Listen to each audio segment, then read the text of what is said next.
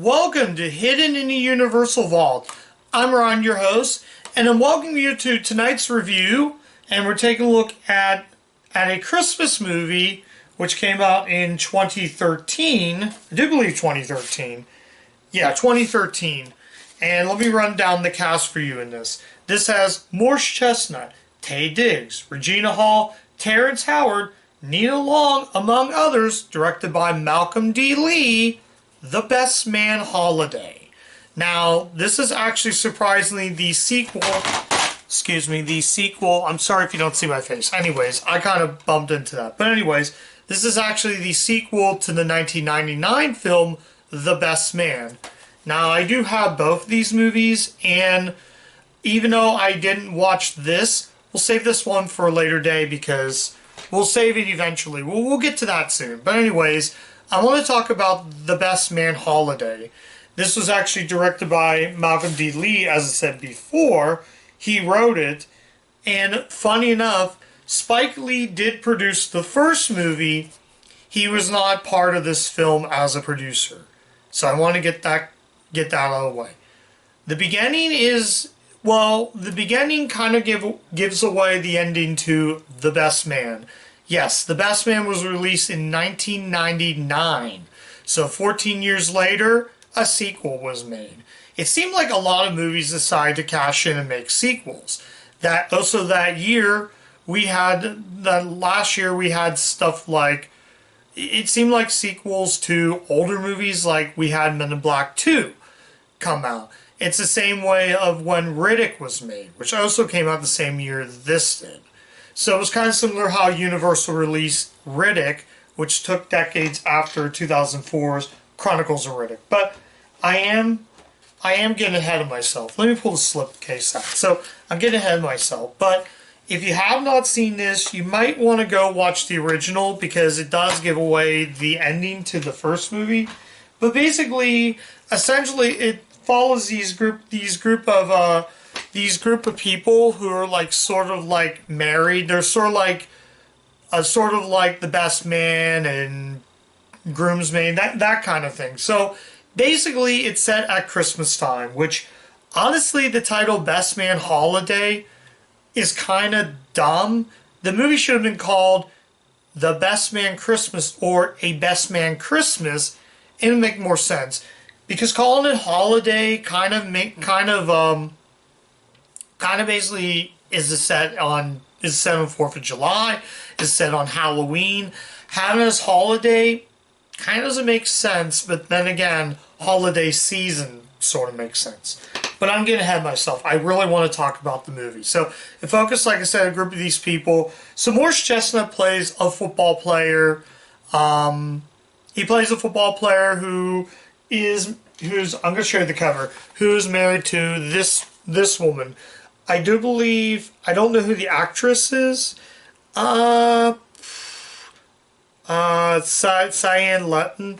So focus on Harper, Taye Diggs, Lance, Morse Chestnut, Quentin, Terrence Howard, Jordan's Nia Long, Robin, I can't pronounce her name, Sada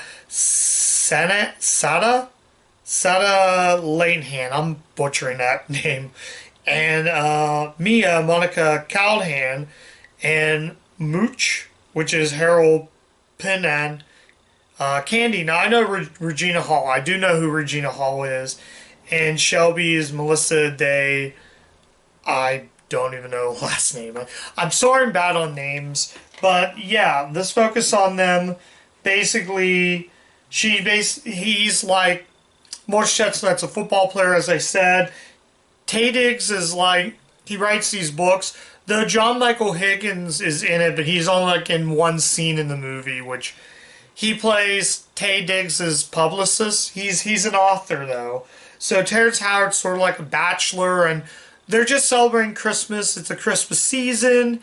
He's making a lot of money on football. So focus around the Christmas season and just them just living a good life. Sort of like a sort of slice of life kind of film. So basically like that. It's confusing, but it's very solid. I didn't see The Best Man though I never even heard of The Best Man. When I heard this came out, I'm like, this is a sequel to a film? And I do like Malcolm D. Lee. I have covered two other movies he has made that I reviewed on the channel, and that was Welcome Home, Roscoe Jenkins, and Undercover Brother. And I gotta say, those movies were great. Those movies were fun.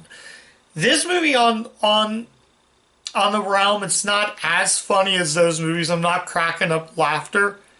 This movie is essentially more of a dramedy, though it has funny moments, and I cracked up a little bit. There is nudity in the film. This is an R-rated film, just like The Best Man was. But honestly, the acting is very solid. These are really good character actors. Taye Diggs is fantastic. I love everything Taye Diggs has made. Like stuff like this and like Malibu's Most Wanted. That's how I discovered Taye Diggs. Around the time after The Best Man came out, he would go on to make House on Haunted Hill, also coming out in 1999. So that kind of thing. So it's a really solid film. I'm not saying that this is a bad movie. This is a really solid Christmas film. It's not as funny as the two films that Malcolm D. Lee has made, but as a film, I think he's a really, really good director, and he really knows how to do. I don't want to say black cinema, then I sound pretty bad, but he likes making these sort of like feel good type movies. Coming from this film, he does a really good job with this. I think he's a really talented director.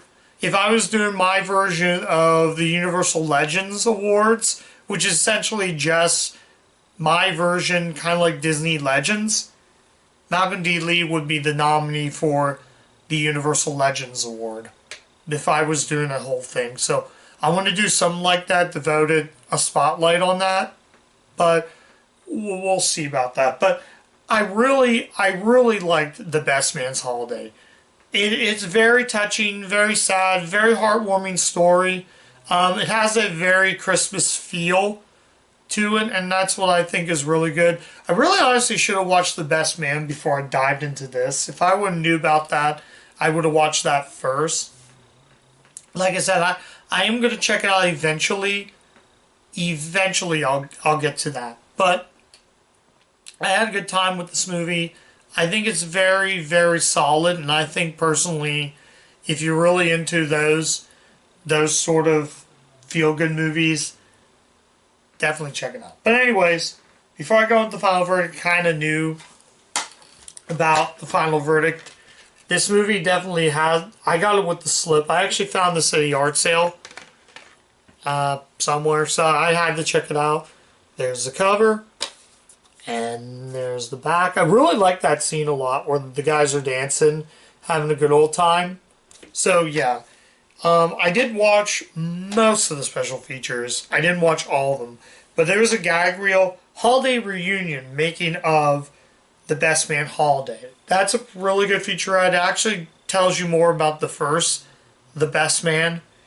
But the commentaries, I did watch the commentary a little bit. And it's a really good commentary.